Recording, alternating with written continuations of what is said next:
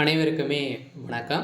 சற்று முன் கிடைத்திருக்கக்கூடிய ஒரு மிக மிக முக்கியமான செய்தி ஒன்று வெளியாகியுள்ளது. சற்று முன் ஸ்டாலின் திடீர் ராஜினாமா, நீதிமன்றம் போட்ட அதிரடி உத்தரவு, இது மாதிரி பார்த்தீங்கன்னா செய்திகள் வெளியாகிருக்கு. சதுரடியாக கரூர் வழக்கின் அடிப்படையில் சதுரடியாக செந்தில் பாலாஜி அவர்களுக்கும் அதே மாதிரி கரூரில் இருக்கக்கூடிய திமுக சேர்ந்த நிர்வாகிகளுக்கும் தொடர்புகள் இருக்குது அப்படின்ற மாதிரி நீதிமன்றம் சந்தேகத்தின் அடிப்படையில் சதுரடியாக செந்தில் பாலாஜி அவர்களுக்கும் அதே மாதிரி அவர்களை சேர்ந்தவர்களுக்கும் திமுகவுடைய அறிவாலயத்துக்குமே பார்த்தீங்கன்னா அதிரடியாக ஒரு நோட்டீஸ் அனுப்பியிருந்தது.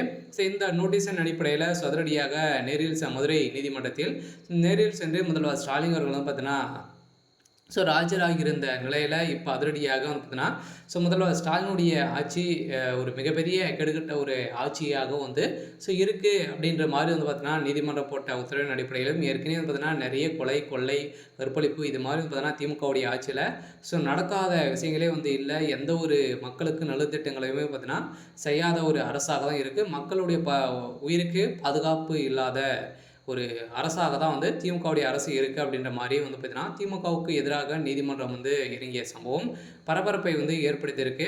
ஸோ இந்த தான் திடீர்னு பார்த்தீங்கன்னா முதல்வர் ஸ்டாலின் அவருடைய பதவி ராஜினாமா செய்ய வேண்டும் அப்படின்ற மாதிரி மக்கள் பார்த்தீங்கன்னா அதிரடியாக போராட்டத்தில் இறங்கியிருக்காங்க. ஸோ இந்த போராட்டத்தின் அடிப்படையில் தான் இப்போ அதிரடியாக முதல்வர் ஸ்டாலின் அவர்கள் ராஜினாமா செய்ய போகிறதாக ஒரு தகவல் வெளியாக இருக்குது. ஸோ இதை பற்றி இந்த வீடியோவில் நம்ம முழுமையாக பார்க்கலாம்.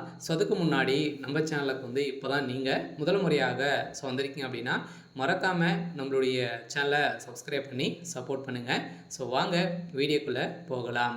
பார்த்தீங்கன்னா கரூர் வழக்கின் மூலமாக சதுரடியாக விஜய் அவர்கள் பார்த்தீங்கன்னா செப்டம்பர் 27ஆம் தேதி பிரச்சாரத்தில் ஈடுபடும் போது 41 பேர் பார்த்தீங்கன்னா இதில் உயிரிழந்த சம்பவம் பெரும் பரபரப்பை ஏற்படுத்தியிருந்தது. இதுக்கு பார்த்தீங்கன்னா சதுரடியாக விஜய் அவர்களும் அதே மாதிரி பார்த்தீங்கன்னா திமுகவுடைய தமிழகமே திடீர்னு பார்த்தீங்கன்னா அவங்க கூடிய சமூகம் பரபரப்பை ஏற்படுத்தியிருந்தது அனைவருக்குமே தெரியும்.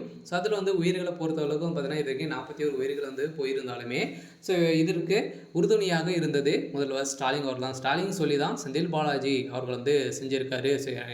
இது வரைக்குமே பார்த்தீங்கன்னா 5 இடத்துல கூட்டங்கள் போட்டிருக்காரு. அதில் எந்த ஒரு பிரச்சனையுமே நடக்கலை. அங்கே இருக்கக்கூடிய அமைச்சர்கள் அனைவருமே பார்த்தீங்கன்னா ஒரு திறமை இல்லாத ஒரு அமைச்சராக இருக்காங்க அப்படின்ற மாதிரி அந்த அமைச்சர்களுக்கும் பார்த்தீங்கன்னா திமுகவுடைய தலைமையும் ப்ரெஷர் கொடுத்ததாகவும் அவங்க கொடுத்த வாக்குமூலத்தின் அடிப்படையில் இப்போ செந்தில் பாலாஜி அவர்களுக்கு கொடுத்த ப்ரெஷரின் அடிப்படையில் தான் இப்போ அதிரடியாக செந்தில் பாலாஜியுடைய கதை ஒட்டுமொத்தமாக முடிய போது. இந்த நிலையில் தான் செந்தில் பாலாஜி அவர்கள் கூலிப்படை இறக்கி இது மாதிரி செஞ்சுருக்காரு அப்படின்ற நிரூபணமாக இருக்குது. வீடியோ காட்சிகளும் நிறைய வெளியாக இருக்குது. இந்த வீடியோ காட்சியின் அடிப்படையில் தான் இப்போ முதல்வர் ஸ்டாலினுடைய கதை ஒட்டுமொத்த கதையும் முடிந்திருக்கு.